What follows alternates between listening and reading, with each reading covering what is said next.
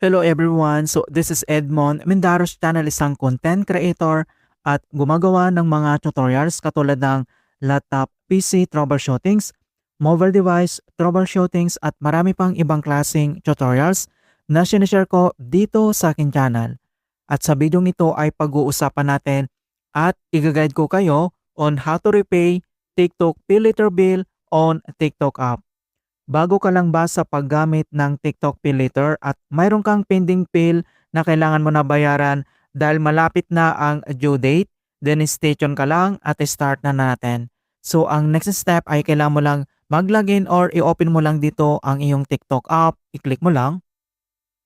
At dito lang sa ating TikTok profile homepage, dito lang sa baba, kailangan mo lang i-select dito yung shop.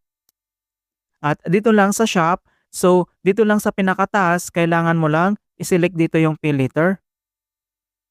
So dito lang sa ating TikTok Pay Laters, makikita mo na dito yung credit available natin. So since ginamit natin ito and then nabawasan na yung credit available natin dito. Once nabayaran na natin itong amount, babalik ulit dito yung ating credit available. And then mas tataas yung ating credit available mga kaibigan kapag ginagamit natin yung ating TikTok Pay Later credit. Ayan, so ito yung credit limit natin na 12,000.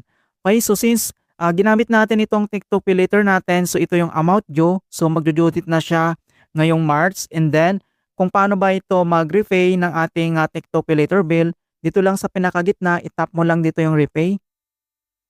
And dito na tayo sa repay amount due. Ito yung amount, total amount, repayment amount. And then yung minimum repayment natin ay nasa 20 pesos po yung kanyang minimum. So dito naman sa baba, makikita mo dito yung continue, itap mo lang. So dito na tayo sa repayment. So ilalagay ko sa description box kung paano ba i-link yung GCash natin dito. So nagawa na natin to ng tutorials kung paano mag-link ng GCash account dito lang sa ating TikTok. So since nandito na yung ating GCash, so kailangan mo lang itong i-select, okay? In other repayment method, mayroon namang internet banking. Pwede mong gamitin dito yung 7-Eleven, yung BPI Direct Debit, and then yung Union Bank Direct Debit mga kaibigan. Nandito naman yung other options. So GCash yung gagamitin natin, kailangan mo lang i-select dito yung GCash. And then dito naman sa baba, itap mo lang dito yung pay. And makikita mo na dito na repayment successful. Ganun lang po siya kabilis talaga kapag na-link mo na yung GCash dito. And sa pang-link naman ng ating GCash account, napakadali lang naman gawin yan. So napakasimple lang talaga. And then i-click mo lang dito yung done and then double check lang natin. So makikita mo na dito na bumalik na yung amount dito sa ating credit available mga kaibigan.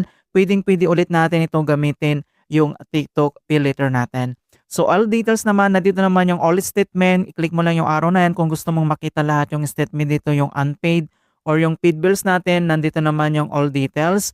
And then same naman dito yung repayment log. Nandito naman other repayment history. Yung paggamit mo, nandito nakalagay lahat yung all details. And then yung refund lang kapag mayroon ka dito.